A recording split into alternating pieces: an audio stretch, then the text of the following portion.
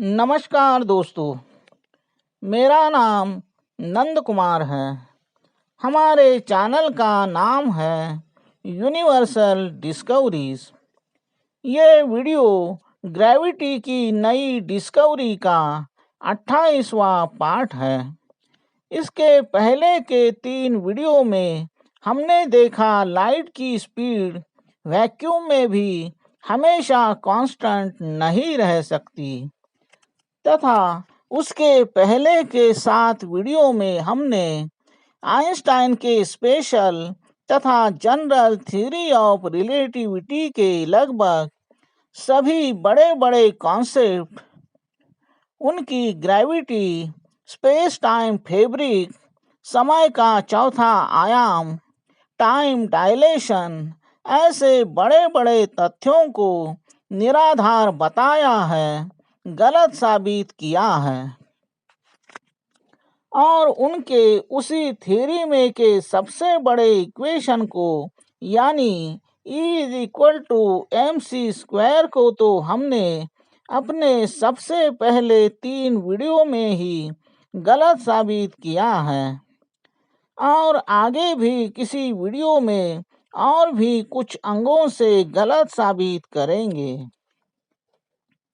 अभी इस वीडियो में हम विज्ञान की एक बहुत ही बड़ी गलतफहमी या बड़ा आविष्कार जो शरीर विज्ञान से जुड़ा है, उसमें हमारी आँखों के देखने की प्रक्रिया पर किसी ने ये शोध लगा के छोड़ा है कि हम किसी भी चीज़ को तभी देख पाते हैं जब उस वस्तु पर पड़ी हुई रोशनी उस वस्तु से रिफ्लेक्ट होकर हमारी आँखों तक पहुँचती है।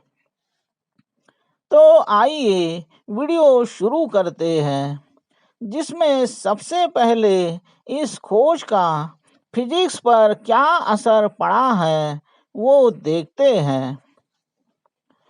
दोस्तों, इंसानी आँखों की देखने की ये खोज न जाने कितने सालों से मान्यता प्राप्त है।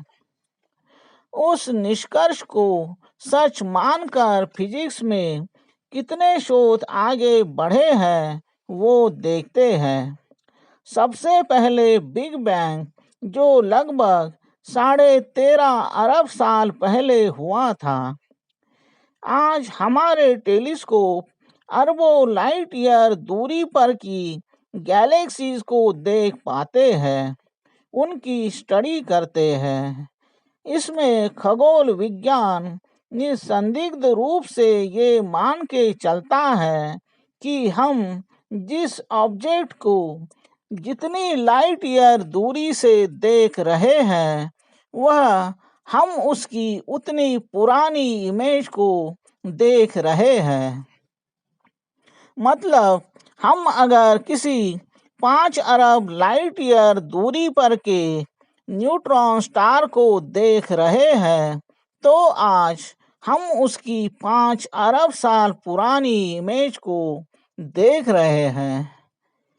इसी प्रिंसिपल के आधार पर विज्ञान को लगता है कि जिस दिन हम 13.8 अरब लाइट ईयर की दूरी तक देखने वाले टेलीस्कोप का निर्माण करेंगे, उस दिन हम सिंगुलैरिटी में हुए बिग बैंग के धमाके को प्रत्यक्ष रूप में देख पाएंगे। उसी तरह हम अगर कभी हमसे 5-6 करोड़ लाइट ईयर दूरी के किसी प्लैनेट पर हमारी दूरबीन को ले जा पाएंगे, तो हम हमारे पृथ्वी पर के उस जमाने के डायनासोर को भी देख पाएंगे। इस निष्कर्ष के आधार पर लाइट के स्पीड को और उसके कांस्टेंट होने के प्रिंसिपल को भी अपने आप ही मान्यता मिल जाती है, क्योंकि हम अगर अरबों लाइट ईयर दूर की किसी चीज को दूरबीन से ही सही मगर देख पाते हैं, इसका मतलब उस ऑब्जेक्ट से निकली हुई लाइट अरबों लाइट ईयर डिस्टेंस का ट्रैवल करके हमारी आँखों तक पहुँच रही है और इसी लाइट के स्पीड पर तथा उसके कांस्टेंट होने के आधार पर आइंस्टाइन की स्पेशल तथा जनरल थ्योरी ऑफ रिलेटिविटी तथा उससे निकला E=mc² ये वर्ल्ड फेमस इक्वेशन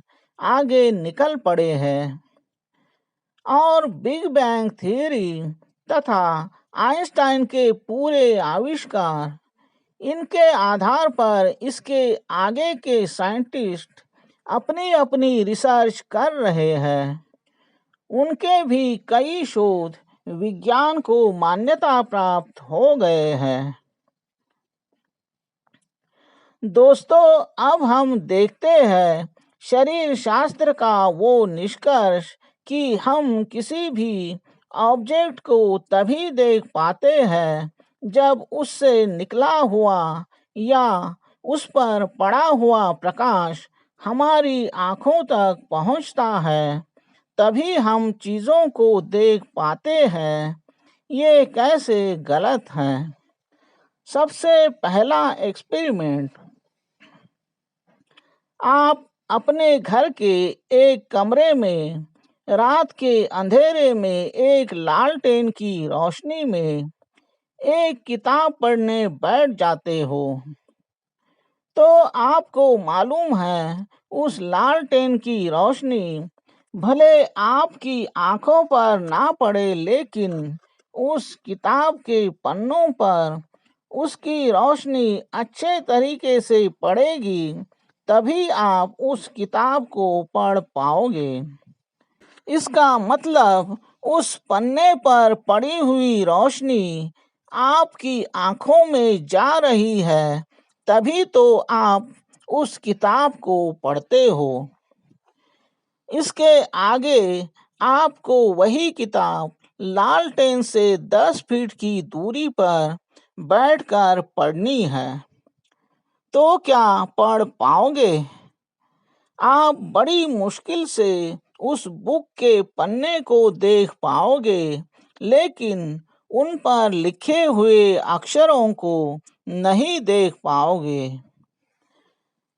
इसका मतलब अब उस लालटेन की रोशनी उस पन्ने तक नहीं पहुंच रही है या बहुत ही कम पहुंच रही है, लेकिन वहां से आप लालटेन को बहुत ही साफ देख पाओगे।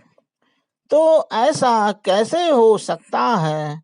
जो रोशनी आपकी आंखों तक साफ पहुंच रही है, वो उस किताब के पन्ने तक क्यों नहीं पहुंच रही है? अब आप उस लालटेन को अपने घर के दरवाजे के सामने रखकर उससे 50 फीट, 100 फीट या 200 फीट की दूरी पर जाइए। वहां पर आप वो किताब खोलेंगे तो उस किताब के पन्ने पर के अक्षर तो दूर, आपको शायद पन्ने भी ना दिखे और किताब भी, लेकिन उतनी दूरी से आप लालटेन को बहुत ही साफ नहीं तो भी देख तो पाओगे। यानी कि जो लाइट किताब तक बिल्कुल भी नहीं पहुंच रही है, वो आपकी आंखों तक कैसे पहुंच रही है?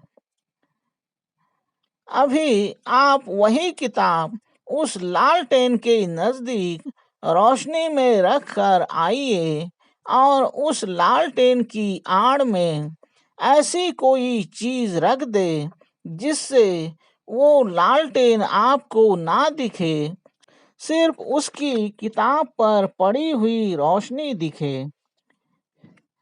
अब आप 100 फीट की दूरी से उस किताब को भी देख पाओगे। इसका मतलब किताब पर अगर रोशनी गिरती है तो वो उस रोशनी को अपने हिसाब से रिफ्लेक्ट करके हमें उस पर पड़ी हुई रोशनी भी दिखाता है और अपनी इमेज भी दिखाता है। तो इसके पहले के केस में 50-100 फीट की दूरी पर उस किताब पर उस लालटेन की रोशनी अगर सच में पहुंचती तो हमें उस किताब की धुंधली ही सही इमेज दिखती।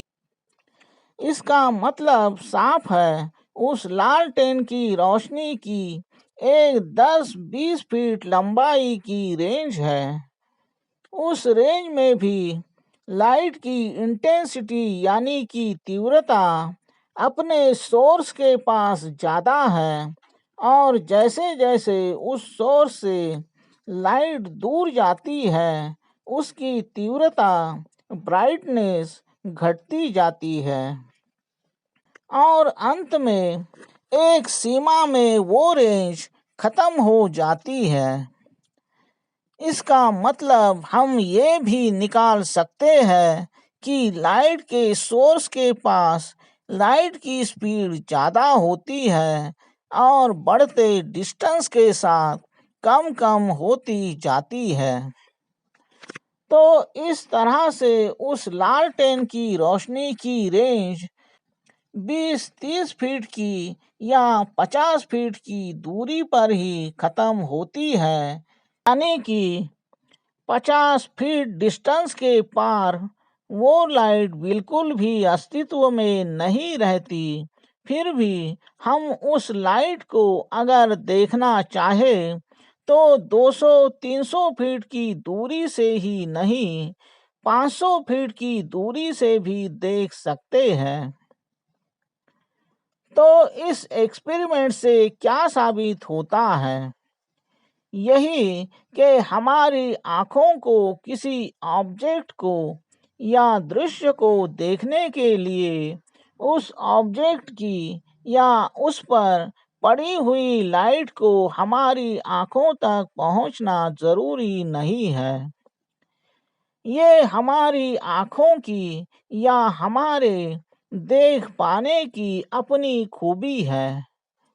लेकिन इसमें भी जैसे किसी लाइट सोर्स की अपनी रेंज होती है, वैसे ही हमारी आँखों की भी छोटे बड़े लाइट सोर्स को या दृश्य को देखने की उस सोर्स के या दृश्य के छोटे बड़े होने के अनुपात में एक फिक्स रेंज होती है। दोस्तों, इस एक सिंपल से एक्सपेरिमेंट से आपको ये बात अच्छी तरह से समझ में आएगी कि हमारा विज्ञान कैसे एक गलत फहमी का शिकार हो गया है। दोस्तों, ये भी हमारी एक बहुत बड़ी डिस्कवरी है। इसके पहले वीडियो में भी हमने इसका जिक्र किया है। इस वीडियो में के विश्लेषण में भी आपने देखा कि कितना सिंपल मैटर है, लेकिन इसी ने आधे फिजिक्स को भटकाया है। इसलिए ये बहुत ज़्यादा महत्वपूर्ण है। इसे और भी अच्छे तरीके से समझने की ज़रूरत है। तो इसके अगले वीडियो में भी हम इसी इंसानी आँखों के देखने के भ्रम के ऊपर बात करेंगे। तो फिर मिलते हैं इसके अगले वीडियो में।